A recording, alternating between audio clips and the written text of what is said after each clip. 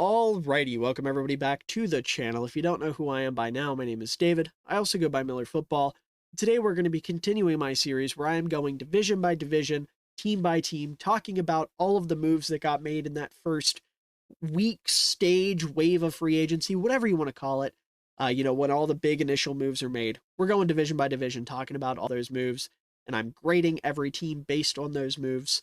So today we're going to be talking about the AFC North. I already talked about the NFC North. If you want to check that out, there should be a link down in the description below. But if not, you can just click on my channel and find it. But before we dive into it, I do want to let you know I'm currently dealing with some allergy and cold symptoms. So yay, I'm having a great spring break if it's not apparent. But if I sound congested or sound off in this video at all, I do apologize. I'm going to try to mask it as well as I can. But unfortunately, due to time constraints and just trying to be able to get these out in a timely manner, I can't just sit and re-record these over and over and over again. So we're going to have to roll with it. Hopefully it won't be too bad. Hopefully you can understand me. Hopefully it won't be too intolerable. But with all that out of the way, let's go ahead and jump into this, starting out with, I believe, the Baltimore Ravens. Kicking us off here with the Baltimore Ravens. As per usual, this team has not done a whole lot in terms of adding third-party talent. That's kind of Baltimore's MO. They usually don't spend a lot of money in free agency outside of extending their guys, making sure they stay in-house. They usually make a lot of their third-party additions through trades or during the draft, right? So taking a look at what they did do, the only player they have added as of March 20th is Derrick Henry.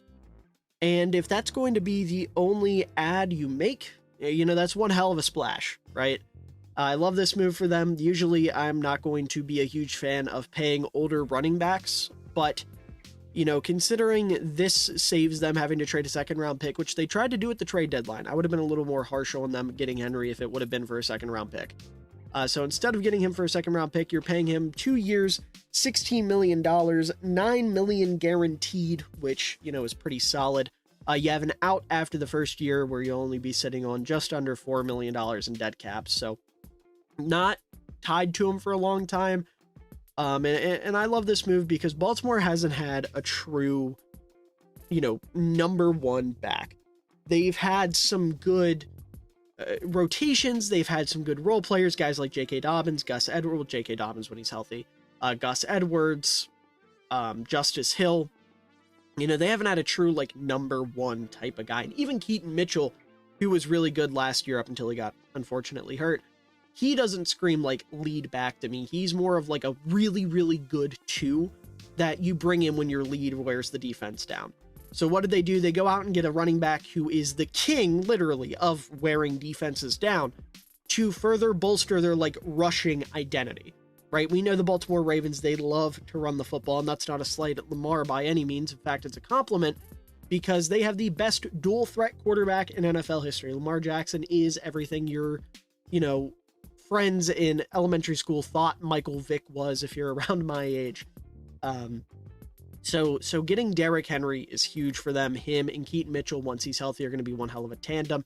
You still got Justice Hill in that backfield. And you got all that running alongside Lamar Jackson, behind Pat Ricard, and a bunch of other people movers on the offensive line. So that's awesome, awesome move.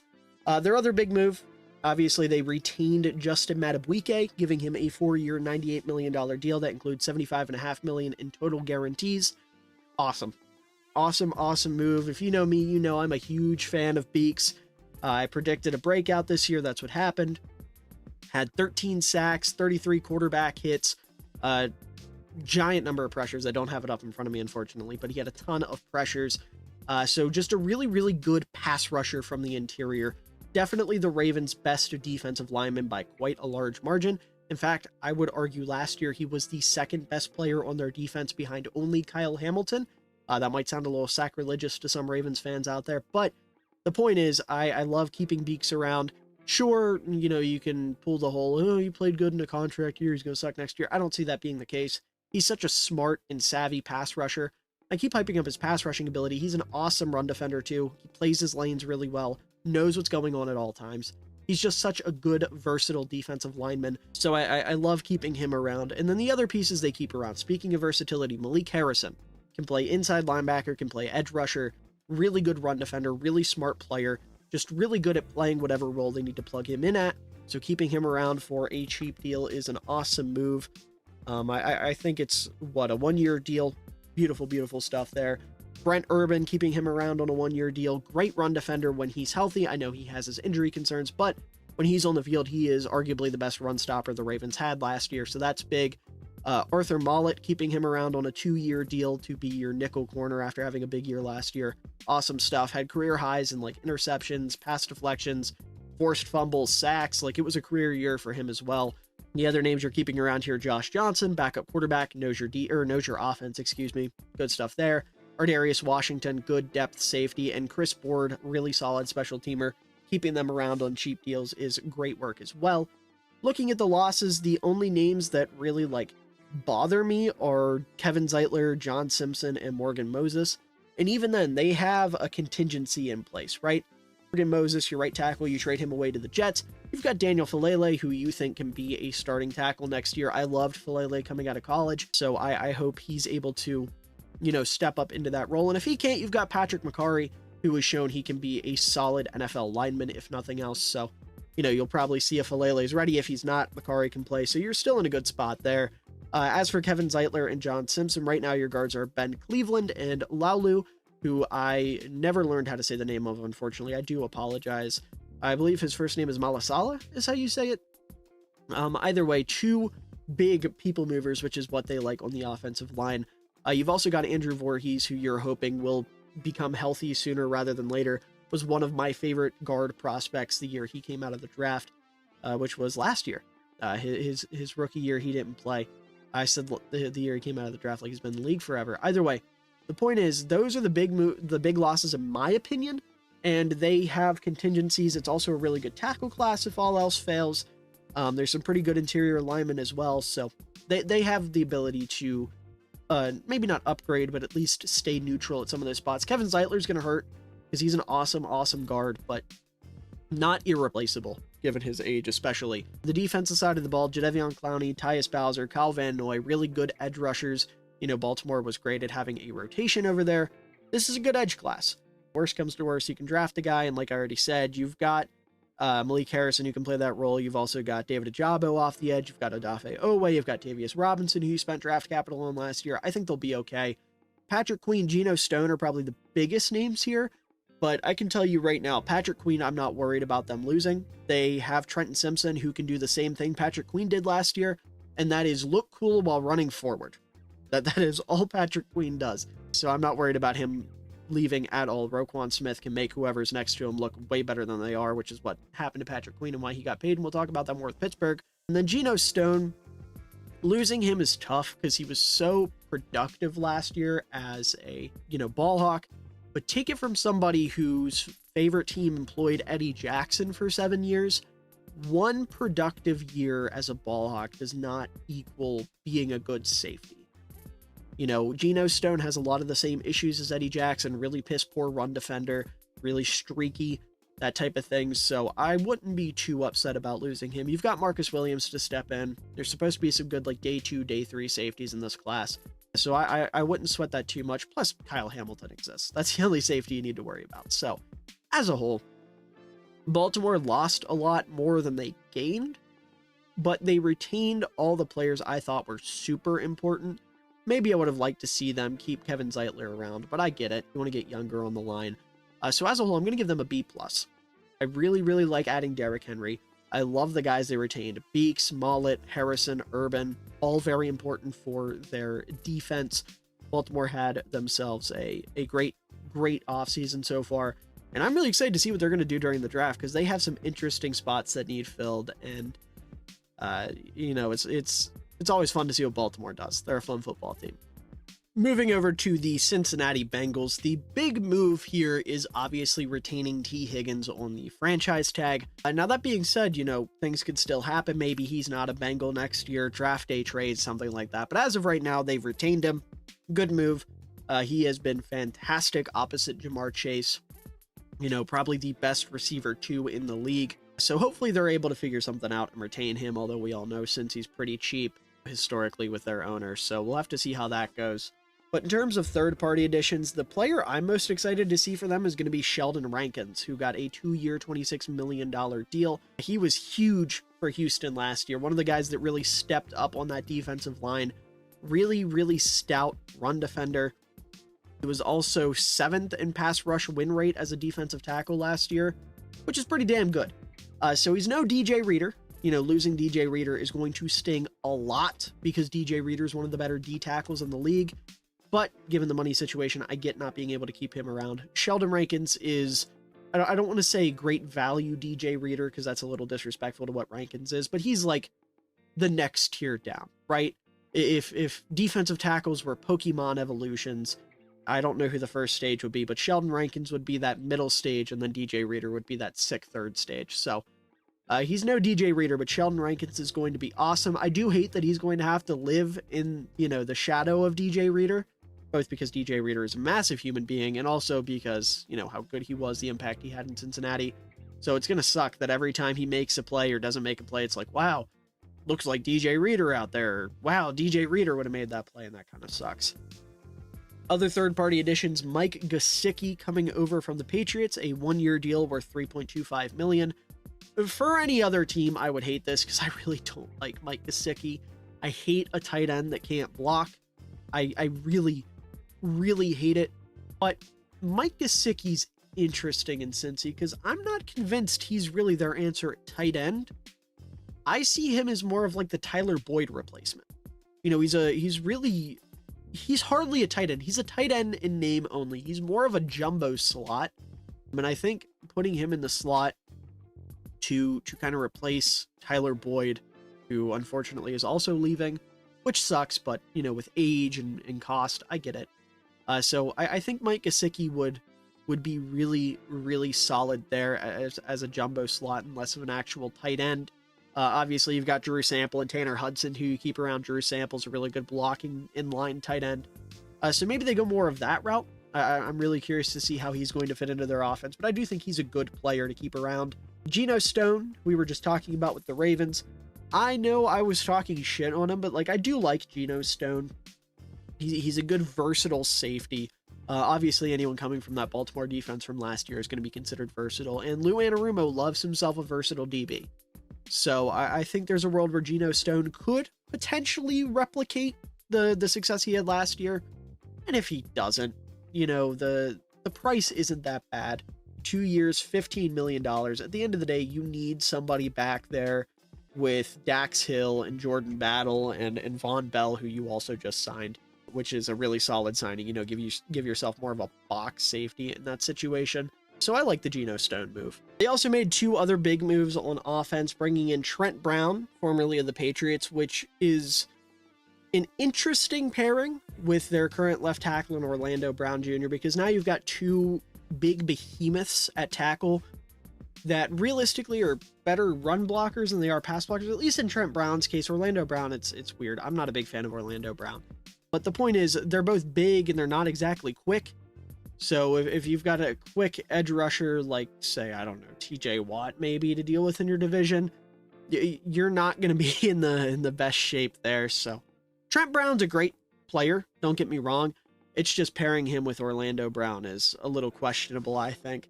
Either way, though, I think it's a fine move. You upgrade over Jonah Williams. That's what matters here. We also go out and add Zach Moss, who is coming off a pretty sizable year with the Colts, stepping in for Jonathan Taylor. 2-year, $8 million deal. Nothing crazy there. He's coming in to make up for trading away Joe Mixon. I think this is an awesome move. I would much rather have Zach Moss and Chase Brown than Joe Mixon at this point in Joe Mixon's career. I'll talk about him more when I get to the AFC South eventually, but not exactly a big fan of him. So Zach Moss will complement Chase Brown very nicely. They also kept a couple guys around offensively. Travion Williams, solid third back. Trenton Irwin has played a role for them. He's fine. Drew Sample, Tanner Hudson, like I said, keeping around your depth tight ends, so to speak. And Cody Ford, solid depth on the interior offensive line. And they also kept around Akeem Davis-Gaither, which is a pretty sizable deal for them. There's not a whole lot of risk involved for this signing. You're paying him pretty cheaply, $3 million on a 1-year deal. He's a really good special teamer. So He's also your third linebacker in your 4-3 packages when you do run those. So good moves all around, offensively and defensively, retaining your guys, bringing in some fun third-party talent. In terms of losses, I already mentioned Mixon, Boyd, Williams, and Reeder. Irv Smith, he's whatever. Went over to Kansas City. He's going to be their second or third tight end. So losing him, he wasn't exactly meeting expectations last year. Was a little disappointing. So I can't say that's necessarily a huge loss. He cut Nick Scott, That's fine. He was nothing crazy. And then Chidobe Awuzie, losing him hurts a little bit. A little bit's a little rude. It hurts. It definitely hurts. It's not ideal. But you have DJ Turner, who you drafted in the second round last year. You're hoping he can develop. You're hoping he can be something.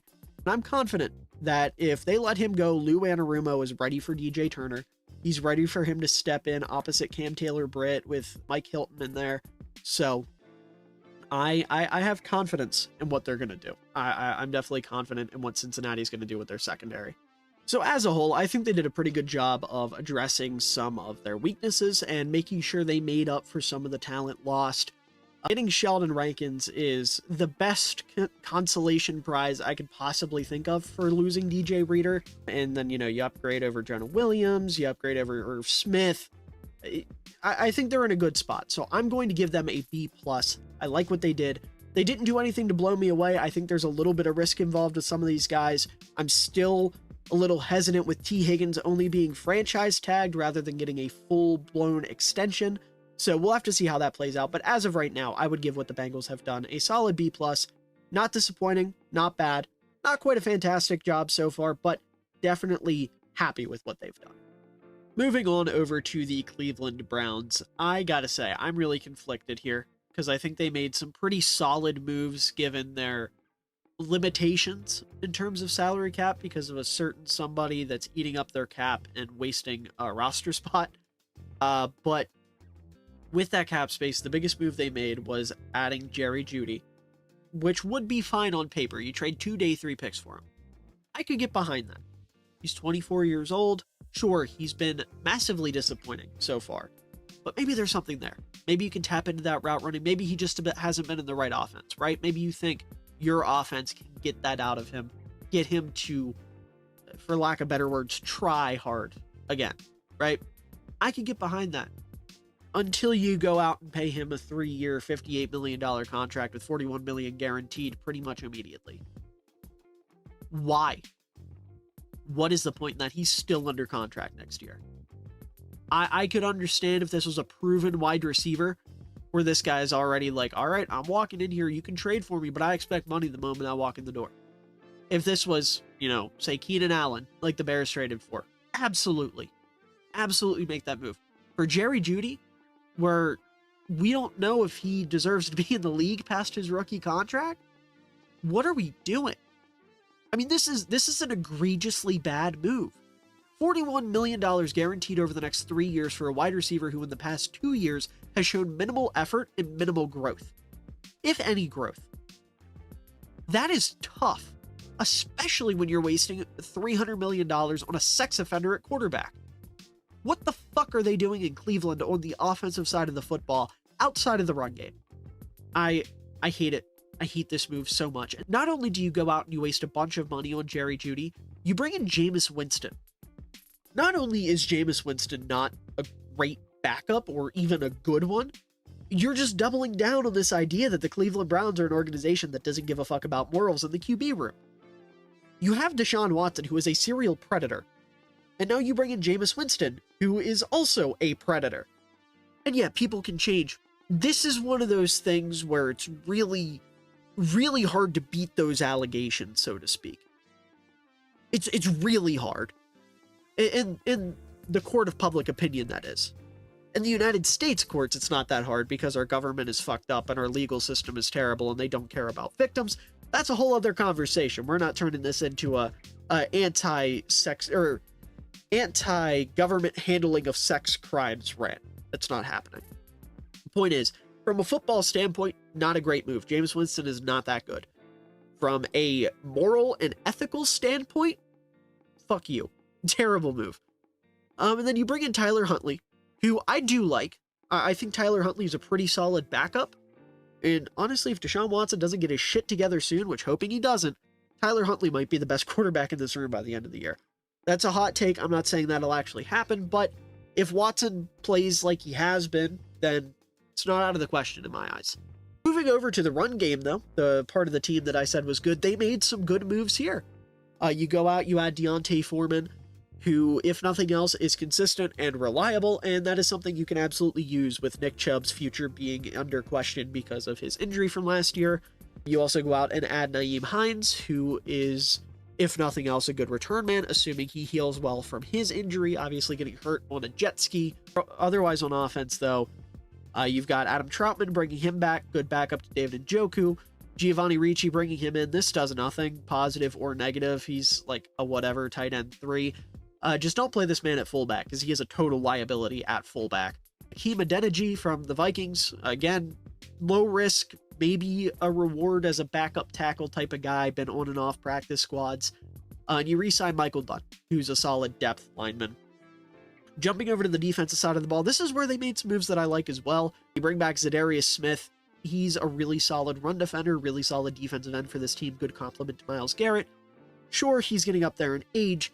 Sure, his injury history isn't exactly fantastic, but on a 2-year deal, you know, he's good. This is a good move. This is a net positive. You know, if you get 13, 14 games of healthy Zadarius Smith opposite Myles Garrett, you're in a good spot. Some other moves they made on the D-line, they keep Shelby Harris, they keep Mo Hurst, who stepped up last year as solid rotational defensive lineman, and you add Quentin Jefferson, who is also a solid rotational defensive lineman, and a really stout run defender. So I like that move for them quite a bit. The linebacker core, you lose Anthony Walker and Sione Takitaki. You replace them with Jordan Hicks and Devin Bush. I think Jordan Hicks is the best of Anthony Walker, Sione Takitaki, Jordan Hicks, and Devin Bush. I think he's a really good, smart, savvy linebacker. Sure, again, he's another guy that's up there in age, but when you have limited funds, you got to make do. And, you know, in terms of value, bang for your buck linebacker play, I think Jordan Hicks is pretty darn good. Devin Bush, you know, he's kind of been another guy that hasn't quite caught on yet. Maybe this is the place where he finally does, playing alongside Hicks and JOK. If nothing else, you know, he's an athletic special teamer. So Tony Brown, you bring in to be the replacement for Mike Ford.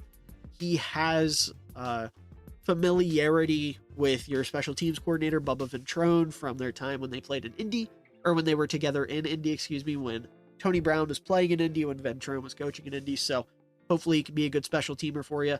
And also in special teams, you bring back Corey Boriquez, who's a really solid punter, and James Prochet, who was a pretty solid punt returner for you guys last year. But all that being said, the Jerry Jeudy move really weighs this down for me, because that was your big move. That was the big splash the Cleveland Browns made prior to the draft, is they said, you know what our offense needs? It needs a wide receiver that can run good routes, but doesn't try anymore and can't catch and just isn't good. And we're going to pay him a lot of money. So I'm going to give this offseason, or this, I keep wanting to say this offseason. We're not there yet. This free agency first week period haul, whatever you want to call it, whatever this is, I'm giving it a C. I think there were some solid moves, but mostly just trying to make up for lost ground. Hate what they did at quarterback. Hate what they did with Jerry Jeudy. And, I mean, these other moves, other than Quentin Jefferson and Jordan Hicks, and I guess Zadarius Smith, are kind of lateral moves, if not slight downgrades. So, not a fantastic first week for them, but definitely not the worst. And finally, wrapping things up here with the Pittsburgh Steelers, I'm really interested to see how this offseason works out for them. Because some of these moves, it's like, but then others, it's like, okay, you definitely got better here. And the biggest place they got better was definitely at quarterback. You replaced Kenny Pickett and Mason Rudolph with Russell Wilson and Justin Fields, and while none of the 4 quarterbacks I just named are great, Russ and Fields are definitely the 2 best out of that group, right? So you've got Russ on a veteran minimum $1.2 million deal. You trade a conditional 6th-round pick next year that could turn into a 4th-round pick next year for Justin Fields if he plays over 51% of snaps. If you want to know my full thoughts on that whole thing from the perspective of a Bears fan, there should be either one of those cards or just on my channel somewhere. I made a video kind of talking about that the day of, but overall, like, the main takeaway from that is I think that's a good trade for the Steelers. If nothing else, Fields is a hyper-athletic, fun quarterback that Mike Tomlin and Omar Khan seem to be pretty big fans of. So I would be excited about that if I was a Steelers fan. I'll tell you right now, as a Bears fan, I'm excited to have him gone, not because I have anything against Fields, but, you know, Caleb Williams, all that.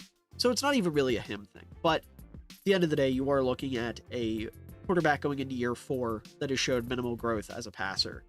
So maybe temper your expectations a little bit, but after dealing with Kenny Pickett, Mason Rudolph, Duck Hodges, the husk of Ben Roethlisberger, I get being excited about Fields.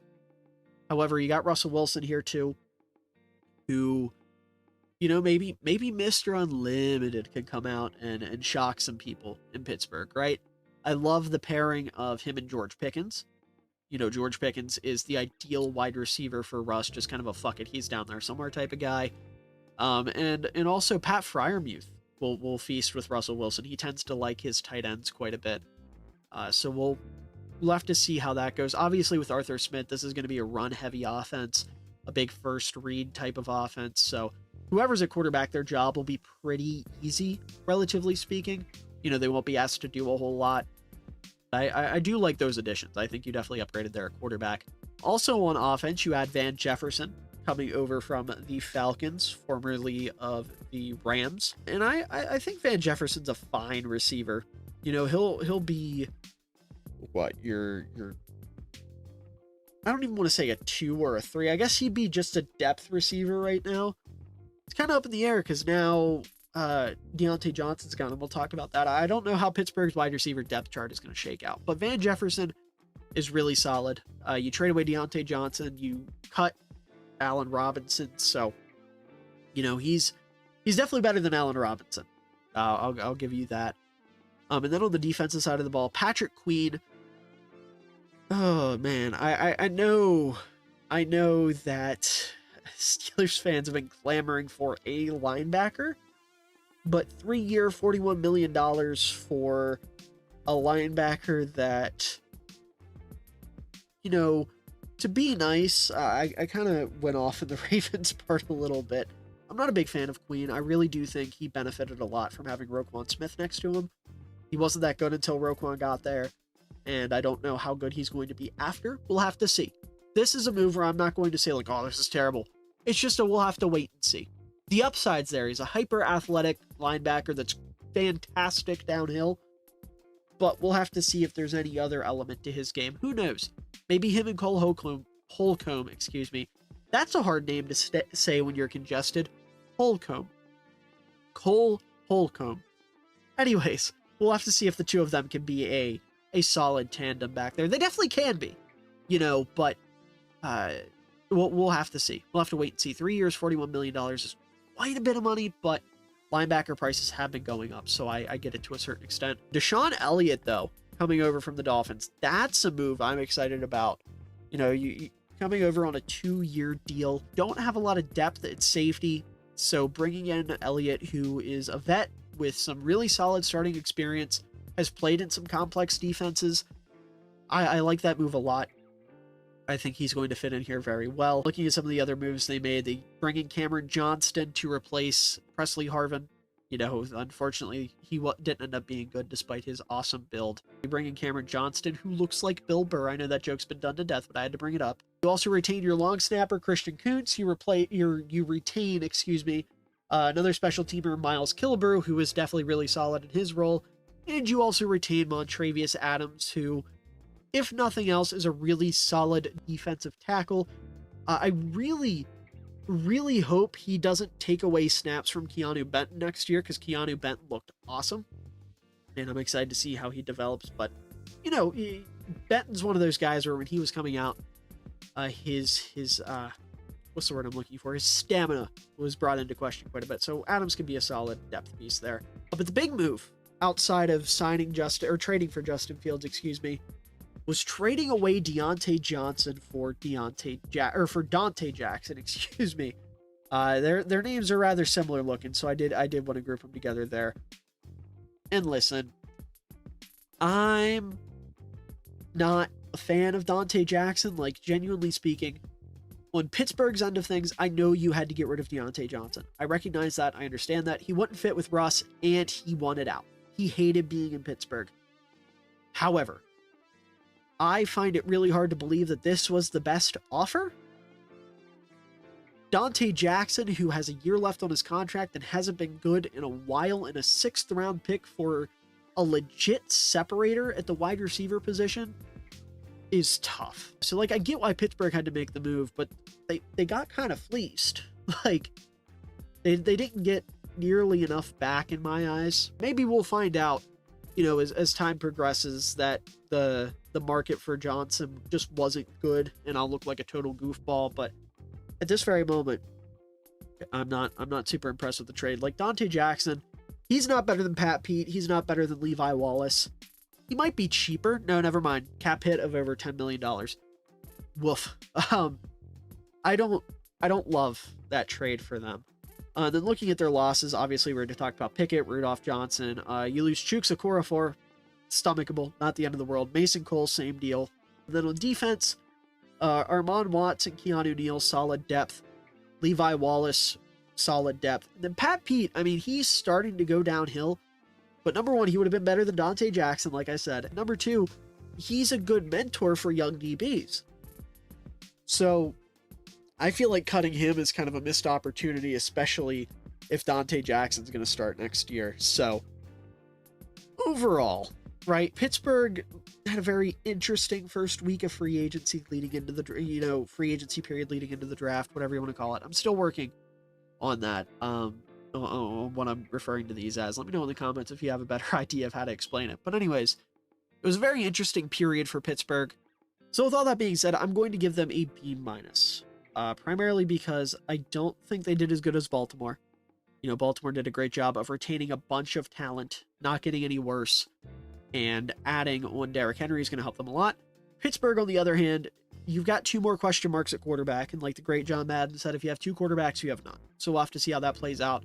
Patrick Queen, very upside-based, and I really do think they got swindled on the Deontay Johnson deal. So with a B-, I think you can hold your head high heading into the draft and, really hope that Omar Khan and Mike Tomlin have something cooking.